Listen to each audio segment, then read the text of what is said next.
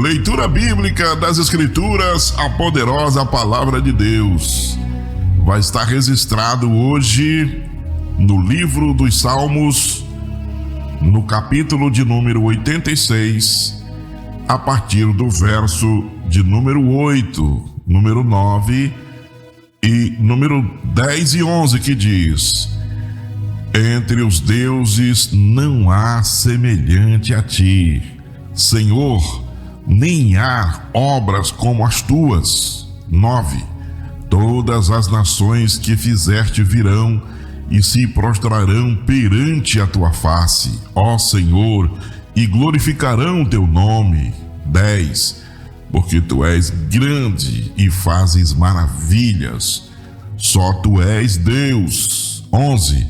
Ensina-me, Senhor, o teu caminho e andarei na tua verdade. Une o meu coração ao temor do teu nome. Até o verso de número 11, Salmos de número 86, verso 8 ao versículo de número 11 é a leitura bíblica, e com isso eu quero extrair um momento de reflexão para você com o tema Deus único e incomparável. Nesta passagem, nós vamos ver o salmista falando exatamente deste assunto. Não há nada que se compare ao nosso Deus. Por mais que se tente mensurar a grandeza e excelência do Senhor, do seu poderio, é impossível termos a percepção completa de quem Ele é. Por mais que tentamos descrevê-lo, tudo sempre será muito menos de fato do que Deus é e pode. Ainda que nós tentamos explicar com as palavras mais belas que possa existir, Deus sempre será superior, poderoso e glorioso. Nenhuma construção humana, descoberta ou atos de bondade podem ser equiparados ao amor e perfeição do nosso Deus.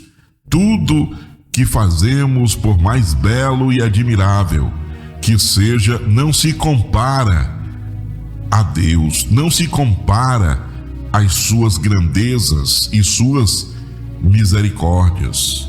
Por exemplo, no livro de Isaías, Deus mesmo pergunta a seu povo, inclinado a buscar ídolos e imagens de esculturas, ele pergunta: com quem vocês me compararão? Quem se assemelha a mim? É a pergunta que o Senhor faz. Pergunta o santo, lá em Isaías 40, versículo de número 25. Ninguém. Essa é a resposta mais acertada, pois nada se compara à santidade, justiça e poder de Deus. O salmista também assim afirma: nenhum dos deuses é comparável a ti, Senhor. Nenhum deles pode fazer o que tu fazes. É o verso que nós lemos nos Salmos de número 86 e verso 8. Por isso eu digo nessa introdução: não há outro igual na terra ou nos céus. Não existe outro ser, nenhum outro Deus que se compara ao Senhor, o Deus Criador. Mesmo havendo tributos comunicáveis a criaturas ou imitações baratas de ídolos e falsos deuses por aí. Mas o nosso, ele é o grande.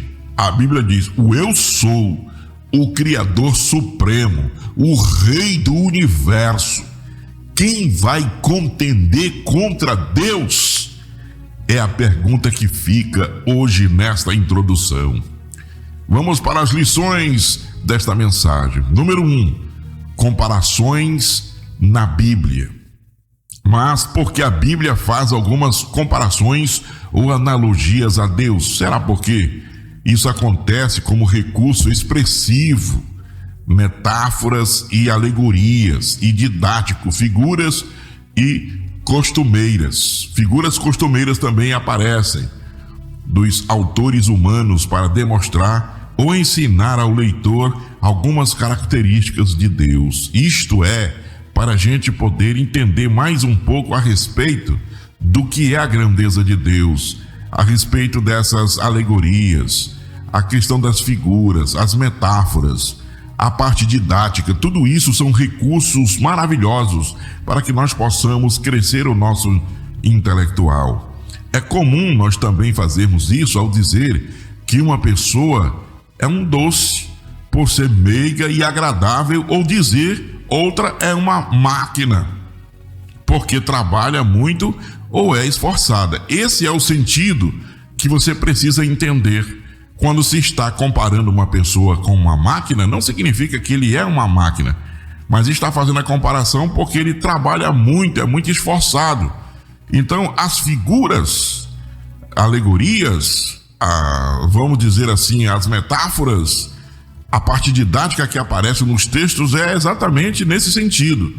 Isso não quer dizer que a pessoa seja literalmente um docinho ou um equipamento de trabalho, entende?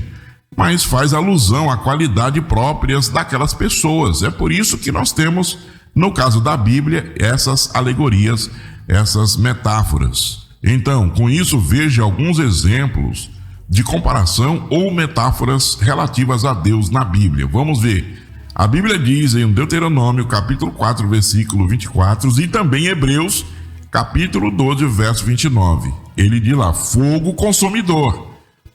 É uma metáfora. Então é aqui que começa o entendimento e a interpretação. Aqui tem um pouquinho de hermenêutica. É a ciência que interpreta a Bíblia corretamente. Também nós vamos ver em Mateus capítulo 23, versículo 37 e Lucas 13, 34. Lá fala, galinha que ajunta seus pintinhos. Olha só, é fazendo uma metáfora, uma comparação, como Deus ajunta os seus filhos como uma galinha que ajunta os seus pintos na hora de uma tempestade. Também nós vamos ver em Salmos capítulo 9, versículo 9, Salmos 46, versículo 11 e também Salmos 94, versículo 22. Lá no texto diz, torre forte, refúgio, se referindo ao nosso Deus, metaforicamente. Também nós vamos ver em 2 Samuel, capítulo 22, versículo 3, Salmos 62, versículo 6 e Salmos 61, versículo 3. Lá esses textos falam que Deus é rocha. Também nos Salmos de número 23, versículo 1, João 10, versículo 11, 1 de Pedro, capítulo 5, versículo 4, fala que o nosso Deus é pastor. Como pastor, ele cuida. Então, é no sentido metafórico, né? Ele é o nosso pastor que cuida de nós.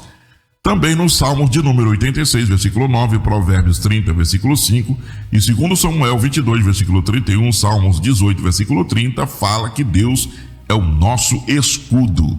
Ele é o nosso escudo. Então aqui nós vemos essas comparações na Bíblia para a gente poder entender essas alegorias, entender essas metáforas que se transformam em didáticas para a gente poder acrescentar o nosso aprendizado. Segunda lição, número 2, comparação limitada. A primeira foi sobre comparações na Bíblia. Em segundo lugar, comparação limitada. Mesmo essa associação interessante com o Sol é tão restrita e diminuída se considerarmos a infinita grandeza do Pai Celestial. Deus é muito superior ao Sol, pois foi Ele quem o fez. O Sol é apenas um ponto de referência para a nossa mente limitada considerar a grandeza e o poder do Senhor, pois para nós não há nada visível tão grande e poderoso que se possa comparar a Deus. Então essa comparação limitada aqui é simplesmente sensacional, porque Deus é muito superior ao Sol, pois foi Ele quem o fez. Tá certo? Lição de número 3. Distorção, adorar a criatura em vez do Criador. É o que nós vemos de culturas afora e de mundo afora. Infelizmente, há pessoas que buscam os astros na astrologia, orientação para suas vidas, infelizmente. Também há culturas que adoram o sol como uma espécie de divindade, mas sabemos que este é apenas um astro criado por Deus. Sabemos disto. Atualmente, já se sabe que existem sóis muito maiores que o nosso no universo.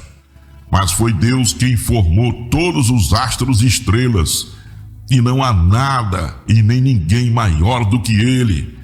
Por isso o Senhor é incomparavelmente maior que tudo que existe, porque foi Ele que criou todas as coisas.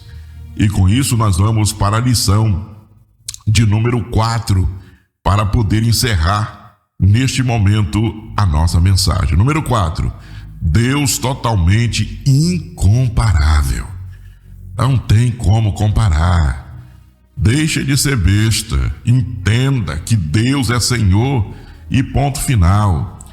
É através da Bíblia Sagrada conhecemos as qualidades e os seus grandiosos feitos.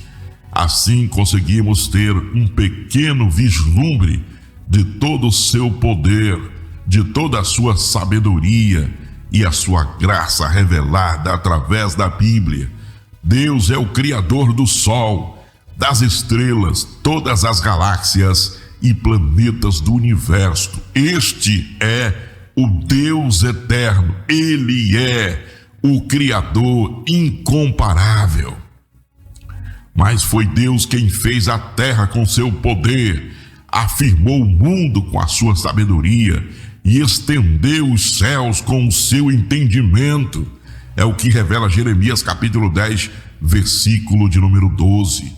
Poder incomparável. Primeiro, Criador incomparável. Segundo, poder incomparável. Oro também para que os olhos do coração de vocês sejam iluminados, a fim de que vocês conheçam a esperança para o qual Ele os chamou, as riquezas da gloriosa herança dele nos santos e incomparável grandeza do seu poder para conosco, os que cremos conforme a atuação da sua poderosa força. Efésios capítulo 1, versículo 18 e 19. Também nós vamos ver que Ele não é só Criador incomparável, Ele não é só poder incomparável, mas Ele é Deus eterno. Ele é o Deus todo-poderoso, Deus eterno. Ele também é amor incomparável. O teu amor, Senhor, chegará até os céus, a tua fidelidade até as nuvens, no Salmo 36, versículo 5. E mais, porque Deus tanto amou o mundo de tal maneira que deu seu Filho unigênito, para que todo aquele que nele crê não pereça, mas tenha a vida eterna, João 3,16. Assim conhecemos o amor que Deus tem por nós e confiamos nesse amor. Deus é amor.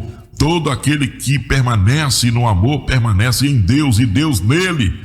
1 de João, capítulo 4, versículo 16. Com isso, Deus é o nosso perdoador incomparável. Lá em Miqueias, capítulo 7, 18, o texto diz: quem é Deus semelhante a ti, que perdoa a iniquidade e que passa por cima da rebelião do restante da sua herança? Ele não retém a sua ira para sempre, porque tem prazer na sua benignidade. Deus não tem prazer em punir ninguém. Deus tem prazer na bondade, na benignidade de fazer o bem para a sua vida e para a sua alma. É por isso que através desta palavra nós estamos vacinando, profetizando e dizendo que você precisa desse Deus Criador imensurável, incomparável e poderoso, que precisa fazer uma obra no seu coração. Nós queremos concluir dizendo o seguinte: Jesus manifestou a graça incomparável de Deus na terra. Deus nos ressuscitou com Cristo e com Ele nos fez assentar nos lugares celestiais em Cristo Jesus. É isso que aconteceu. Deus nos ressuscitou com Cristo e Ele nos fez assentar nos lugares celestiais em Cristo Jesus. Por quê? Para mostrar nas eras que hão de vir a incomparável riqueza de sua graça, demonstrada em sua bondade para conosco em Cristo Jesus. Efésios capítulo 2, versículo 6 e versículo de número 7. Deus único, digno de glória. Apesar de tão grande e excelente, o Senhor se importa conosco e nos ama com amor eterno. Ele se manifestou através de Jesus Cristo e deseja que vivamos o seu verdadeiro amor. Confie no soberano Senhor e busquemos conhecê-los mais, cada dia mais, na sua palavra. Ele é incomparável Deus. Com isso, eu quero orar pela sua vida e pedir a misericórdia do Todo-Poderoso em nome de Jesus.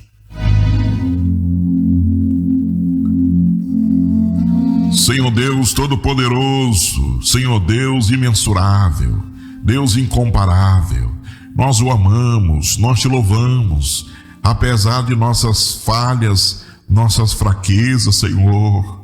Eu te louvo, Senhor Jesus, porque o Senhor não tem prazer na maldade, o Senhor não tem prazer na punição, o Senhor tem prazer na bondade, na benignidade, em querer realizar e salvar a vida dos homens na terra.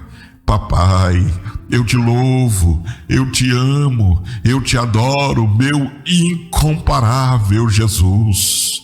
Obrigado por esta manhã, obrigado pela tua presença, obrigado por este momento. Eu invoco, Senhor, o teu nome neste dia, neste momento, e peço em favor dos meus ouvintes que estão espalhados pelo Brasil e pelo mundo agora. Deus abençoa, liberta, fala, nos enche, faz a tua vontade, Senhor. Obrigado, Espírito Santo, e permanece abençoando. É isso que nós te pedimos agora, por fé. Nós queremos te agradecer por este momento e te pedir, Senhor, a tua bênção. Tudo te agradecemos e te pedimos em nome de Jesus. Amém.